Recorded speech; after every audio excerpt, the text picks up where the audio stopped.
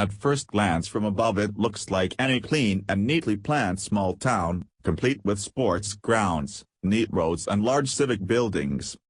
But the town is on Subi Reef in the Spratly archipelago and the hotly contested South China Sea and, regional security experts believe, could soon be home to China's first troops based in the maritime heart of Southeast Asia.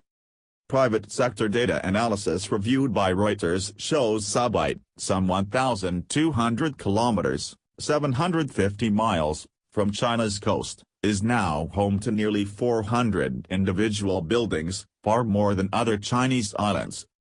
Subi could be the future location of hundreds of People's Liberation Army Marines, as well as a possible administrative hub as China cements its claim with the civilian presence, security analysts and diplomatic sources say. The data from Earthrise Media, a non-profit group supporting independent media with imagery research, was based on surveys of high-resolution images obtained by DigitalGlobe satellites, dating back to when China started dredging reefs in early 2014. The images show neat rows of basketball courts, parade grounds and a wide variety of buildings, some flanked by radar equipment. Earthrise founder Dan Hammer said his team's count included only freestanding, permanent and recognizable structures. When I look at these pictures I see a standard PLA base on the mainland, it is incredible, right down to the basketball courts, Singapore-based security analyst Colin Coe said after reviewing the data and images. Any deployment of troops will be a huge step, however, and then they will need to secure and sustain them, so the military presence will have to only grow from where it is now. Senior Western diplomats described the placement of troops or jet fighters on the islands as a looming test of international efforts to curb China's determination to dominate the vital trade waterway. Subi is the largest of China's 7 man-made outposts in the Spratlys. The so-called Big Three of Subi, Mischief and Fiery Cross reefs all share similar infrastructure, including emplacements for missiles, 3 kilometers runways, extensive storage facilities and a range of installations that can track satellites, foreign military activity and communications. Mischief and Fiery Cross each house almost 190 individual buildings and structures, according to the Earthrise analysis. The previously unpublished data details the building count on more than 60 South China Sea features, including those occupied by Malaysia, the Philippines, Taiwan, and Vietnam. While the data show well-developed infrastructure on some islands such as Vietnam's Spratly Islands, the Philippines' Tita Island and Taiwan's Ita-Aba, the scale and development by Beijing dwarfs its rivals.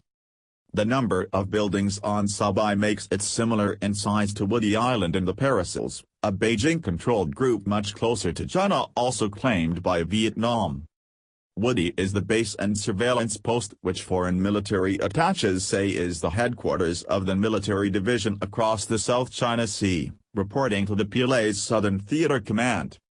Coe and other analysts said the facilities on Subi, Mischief and Fiery Cross could each hold a regiment, between 1,500 to 2,400 troops.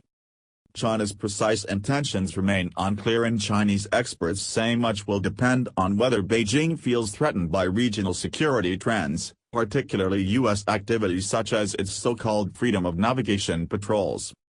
China's defense ministry did not respond to Reuters' questions about the build-up on Subi or what the facilities could be used for. Beijing has consistently said the facilities on its reclaimed islands are for civilian use and necessary self-defense purposes. China blames Washington for militarizing the region with their freedom of navigation patrols. Thing Duo, a researcher at the Chinese government-backed National Institute for South China Sea Studies, said Beijing needs a military presence in the Spratlys to protect its civilian infrastructure. As for how big that presence is depends on the threat assessment China has going forward for the Nansha Islands, he said, using the Chinese name for the Spratlys. The Nansha region faces severe military pressure, especially since Trump took office and increased freedom of navigation patrols. So China has raised its threat assessment. Looming test. The White House said this month it had raised concerns with China about its latest militarization after CNBC reported anti-ship cruise missiles and surface-to-air missile systems had been installed on Subi, Mischief, and Fiery Cross. This weekend, China revealed bombers had conducted takeoff and landing training on some of its islands and reefs in preparation for what it called the battle for the South China Sea. Some U.S. analysts noted PLA photographs appeared to show a bomber landing on Woody Island in the Paracels, and the Chinese military has yet to confirm planes actually landed on its Spratly's holdings. On Wednesday, the Pentagon withdrew an invitation for China to join a major naval drill because of Beijing's continued militarization of its islands in the South China Sea. Admiral Philip Davidson, the nominee to be the next commander of all U.S. forces in the Pacific, said last month the bases were now complete and lacked only deployed forces. Any forces deployed to the islands would easily overwhelm the military forces of any other South China Sea claimants, Davidson told a congressional panel. So far, repeated U.S. naval patrols close to Chinese features and growing international naval deployments through the region have had little obvious impact on Beijing's plans. There is a real sense among Western nations that a new strategy is needed, but there is little sign anything meaningful coalescing, said one senior Western diplomat familiar with discussions across several countries.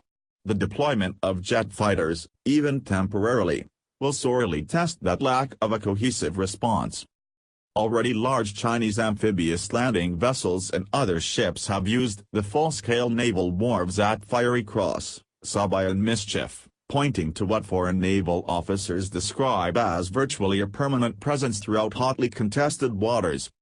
Chinese forces are using their island holdings to police of what Chinese naval officers tell other navies is a military alert zone, an ambiguous term that both Asian and Western military officials say holds no basis in international law.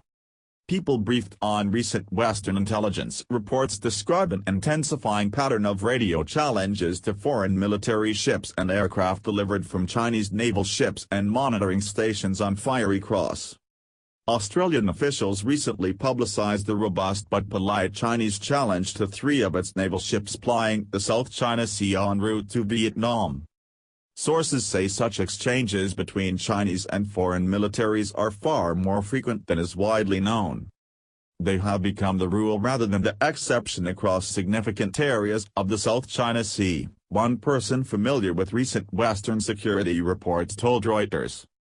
Ships and aircraft from India, France, Japan, New Zealand and rival claimants Vietnam, Malaysia and the Philippines have also been similarly warned, according to regional military officials and analysts.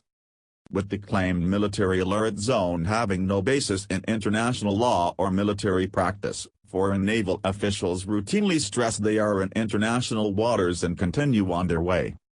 Zhang Behui, a Chinese security expert at Hong Kong's Lingnan University, said Beijing was likely to be cautious about any offensive moves, such as the stationing of combat aircraft.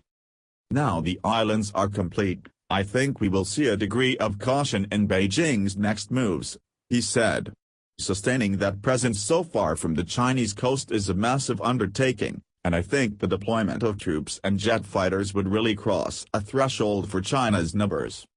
U.S. military officials insist they are leaving little to chance, warning the bases are already helping China project military power into areas once dominated by its neighbors. In short, China is now capable of controlling the South China Sea in scenarios short of war with the United States, Davidson said in his testimony last month. The video is sponsored by Ciantronic.com.